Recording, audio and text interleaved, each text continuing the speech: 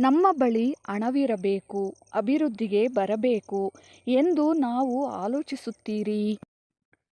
ಆದರೆ ಹಣ ಅನುಭೂತಿಯನ್ನು ಕೊಡುತ್ತದೆ, ಬಡತನ ಅನುಭವವನ್ನು ಕೊಡುತ್ತದೆ. ವಿದ್ಯೆಯನ್ನು ಕಲಿಸುತ್ತದೆ. ಬಡತನಕ್ಕೆ ಮಿಗಿಲಾದ ಗುರು ಯಾರೂ ಇಲ್ಲ. ಯಾಕೆಂದರೆ ಬಡತನವಿದೆ ಎಂದು ಯಾರೂ ದುಃಖಿಸಬೇಡಿ. ಯಾಕೆಂದರೆ ಬಡತನ ಎನ್ನುವುದು ಎಷ್ಟೋ ಪಾಠಗಳನ್ನು ಕಲಿಸುತ್ತದೆ. ಬಡತನ ಎನ್ನುವುದು ವಿನಯವನ್ನು ಕಲಿಸುತ್ತದೆ, ಬದುಕುವುದನ್ನು ಕಲಿಸುತ್ತದೆ, ಸಮಾಧಾನದಿಂದ ಇರುವುದನ್ನು ಕಲಿಸುತ್ತದೆ, ಅವಶ್ಯಕತೆ ಇದ್ದಾಗ ಎದ್ದೇಳುವುದನ್ನು ಕಲಿಸುತ್ತದೆ. ಆದ್ದರಿಂದ ನಾವು ಬಡವರು, ನಮ್ಮ ಬಳಿ ಹಣವಿಲ್ಲ ಎಂದು ಎಂದಿಗೂ ಕೊರಗಬೇಡಿ. ಸಂತೋಷದಿಂದ ಜೀವನವನ್ನು ಮುಂದಕ್ಕೆ ಸಾಗಿಸಿ.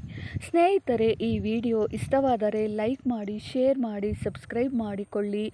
ಮುಂದಿನ ವಿಡಿಯೋದಲ್ಲಿ ಇಂಥದ್ದೇ ಒಂದು ವಿಷಯದೊಂದಿಗೆ ಸಿಗೋಣ. ಧನ್ಯವಾದಗಳು.